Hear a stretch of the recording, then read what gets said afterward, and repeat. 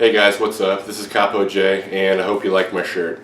Today we are going to talk about the fascinating and exciting, sexy topic of EDC belts, carry belts, gun belts, whatever you want to call them. If you guys have followed my channel at any length of time, you know that I'm pretty fond of original S.O.E gear. In my opinion, and a lot of others, they simply make the best nylon gear, whether it's slings, chest rigs, EDC belts, whatever, pouches. Their stuff's pretty much bomb-proof, and they have a great track record. And I think it's pretty self-evident why they have such a huge fan following. Not just simply amongst law enforcement, military, and special forces, but amongst us civilians. Anyway, today I kind of wanted to show off my low-profile EDC belt. This one's pretty badass looking. It's in the newly acquired gray color along with the multi-cam black, and I had John do this one for me in toxic green thread. So it's pretty badass, works pretty well.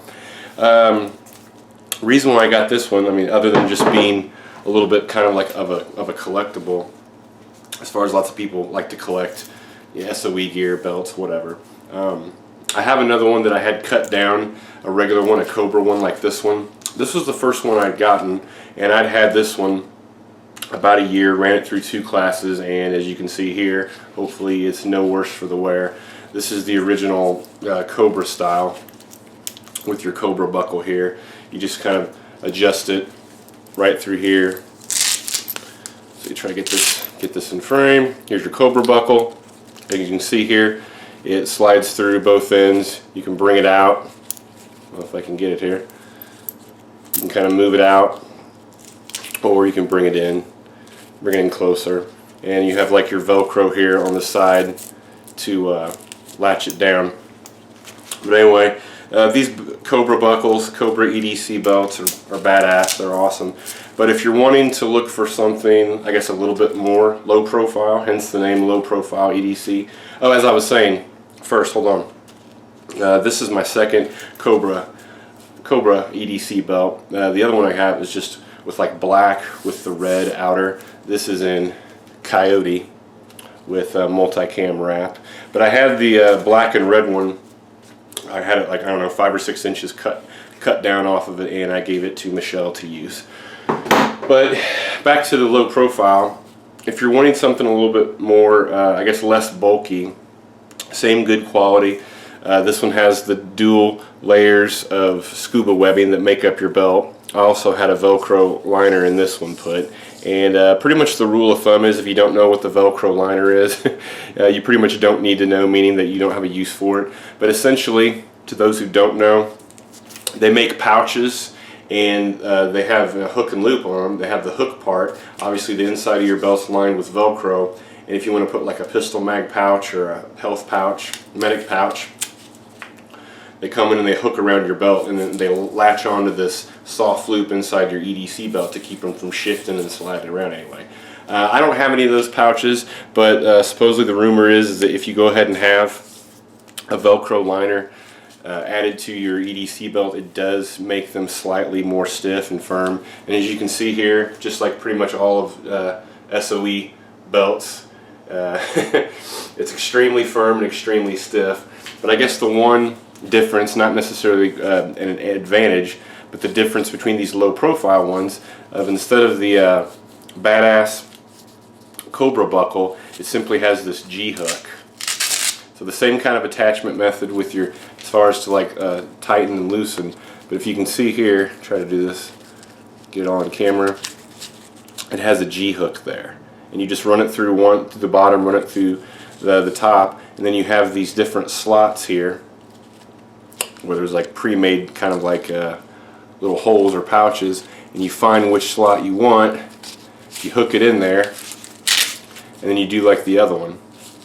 You just tighten it down, cinch it down through your with your strap there, and hence it becomes low profile, because now you don't have like the added bulk or thickness of the Cobra buckle. It's not like the Cobra EDC belts are that bulky to begin with, but this just makes it a little bit more slim and a little bit more low profile. Just as sturdy, just as stout, just as strong, as you can see here.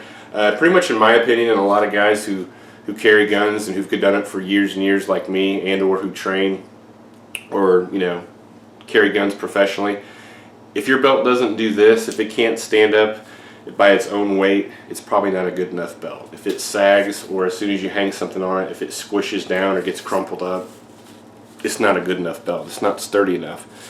But I just kind of wanted to show this off because I think it's completely sick. And this is actually my first low profile belt. Like I said, all the other ones that I've ever ran are the Cobra EDC, which are badass in and of themselves. But I'm starting to kind of fall for these low profile ones. I've only been wearing this a week and been carrying a gun, actually 2 guns with it. That's another reason why I like S.O.E belts so much, is because when you use this kind of belt as compared to, in my experience, first gun belt I ever had was a 511. It was alright, but it wasn't stout and firm and stiff like this. Then I switched to a Galco, and I think it's called an instructor's belt, and I still have it somewhere. But it's like the 2 layers of nylon with a piece of Kydex sewn in it. It was a step up from the 511, but still not good enough. Then I ended up getting a super thick and super stiff leather Galco belt.